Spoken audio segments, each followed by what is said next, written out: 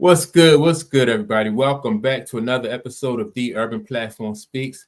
Make sure to like and subscribe as you come into the channel and check out the content. And with that being said, I want to discuss an article that I read recently. And in this article, Pat Riley discussed like the coaching, like the lack of authority in coaching in today's basketball, when it comes to coaching today's stars. And I just, this article really hit home with me because of Mike Brown recently was fired from his head coaching job at Sacramento, right? And the thing about that is, most people that speak about Mike Brown, think that he's a pretty good coach, a very good coach, and an all around good guy. But in this atmosphere, when it comes to coaching, it's hard for coaches to coach players the way they need to, especially the stars, because if you have if a coach has a disagreement with a star, and the star is not really receptive to that coaching, then that star can have that player fired, right, and ran out of town. And so Pat Riley recently spoke in an article, and the article is in a publication called basketballnetwork.net. And I saw this article. And so what I'm gonna do, I'm gonna pull the article up because I think that it's very important. And Pat Riley pointed out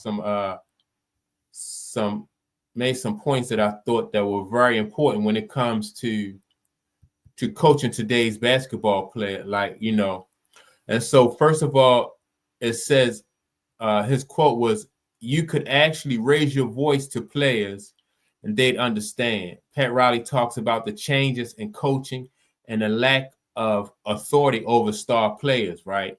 And so I've spoke about that before when it comes to the lack of authority that coaches have over star players. And I do, back in the day, coaches could raise their voices and, to kind of get their point across or to get the players' attention and just to let them know like the urgency of what they're speaking about. People always talk about like how Tim Duncan, was very coachable. Kobe Bryant and Michael Jordan were very coachable. Larry Bird was someone, all those guys from the old school were very coachable. And in today's basketball, in today's atmosphere, it's just like some of these younger guys are not as coachable as as like the guys used to be back in the days. And so the article also goes on to say like a big part of it is the salary disparity between NBA players and the coaches has created a strange dynamic, right? And so I think that's important when you think about the dynamic between the disparity between coaches and the players. Everybody knows that people, players are the ones who put butts in the seats. So nobody really comes to see the coach, but the coach still play a pivotal role.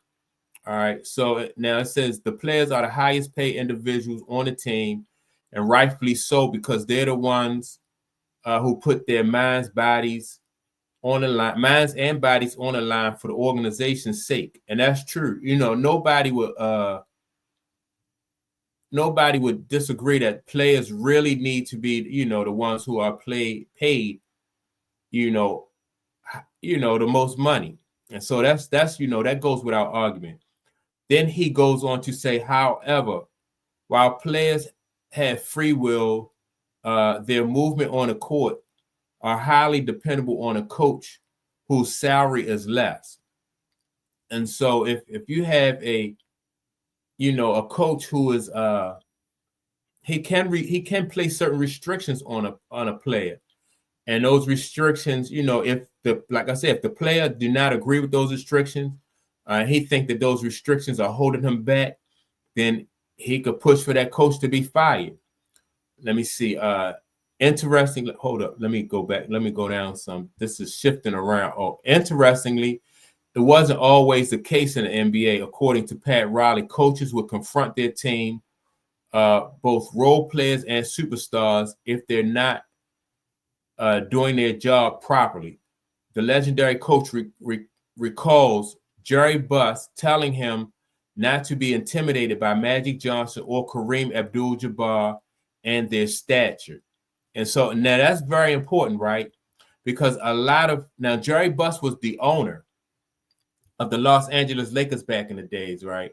And so with Jerry Buss, the owner giving Pat Riley the green light to coach those guys in any way that he saw fit, that was, that was par for the course back in the days, as far as, coaches were concerned. And so he told them, do not be, intimidated by these guys. Just go ahead, and coach. Let me see. Where else I want to, and then it won't let me go down. What's going on? Let me see something. There we go. All right. And so then it goes on to speak about coaches weren't intimidated by stars, and so this is acting crazy. But and see, that's very important, right? When you have coaches who are not intimidated by stars, and they also have the backing of the owners. And a lot of times, because the owners are more so concerned with the bottom line than they are, with the coach having authority, instead of like organizations, not all organizations, but most, like the better organizations, want to win. And the better, and in order to win, better organizations understand that you have to have like a chain of command. And so that's what like owners like Jerry Buss, gave Pat Riley. Who else was a general manager back in the day? Red Auerbach was the Celtics general manager back in the day, and he gave KC, Casey Jones, the coach of the Celtics back in the day. And those guys were able to coach Larry Bird, Magic Johnson, Kareem Abdul-Jabbar, Kevin McHale. You never really heard of any issues about those coaches back in the day being like what you would call like a lame duck type coach. And now maybe it was because the money wasn't the same. I'm not sure, but I just think the love for the game was different back then. I think that the players and most people had like respect for authority. So if most of the time, if you had a coach, players respected their coach. That was on every level, the high school, college, and even in the NBA. Anytime you have Michael Jordan, who respected, his coaches, and he understood the importance of leadership. That's part of what made Mike, Magic, Bird, and anybody. Isaiah had Chuck Daly, as a coach, and that's part of what made those guys great, because they understood, they had respect for authority, and they understood that, it took a whole organization from top to bottom for a team to have success. And teams really don't operate like that today. These guys who play today are more like, they're more like prima donnas, and so my question to anybody, like to you, is whose fault is that? Is it the kids' fault for not demanding leadership, or is it leadership fault for not putting their foot down and showing the kids the right way? I would say that it's not really, I wouldn't blame it on the kids. I would blame it on leadership, not really putting their foot down and and leading the way they should. That's just like a parent blaming the kid for not, for not doing right, when it's the parent's job to lead the kids. So I don't blame the kids of the day. I just think that it starts at the top, and once leadership starts to assert itself, then I think these kids will have no choice but just to fall in line. And then once they fall in line, then you'll see a better brand of basketball, and you'll see these guys get better. As play, a lot of these guys, in my opinion, like this last generation, I don't even think most of these players don't even reach their full potential. And that's not just role players, in my opinion, but it's superstars. You can see superstars who don't have like a mid-range game.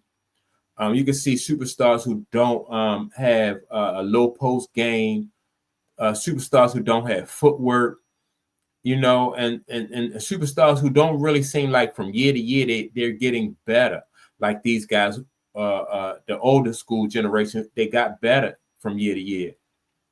And so that starts at the top, because the leaders, the coaches, the general managers have to set the standard, and then the players will live up to it. A lot of what we're seeing in the NBA today, a whole bunch of 3-pointers, and we recently spoke about one game, like 70-something 3-pointers was missed.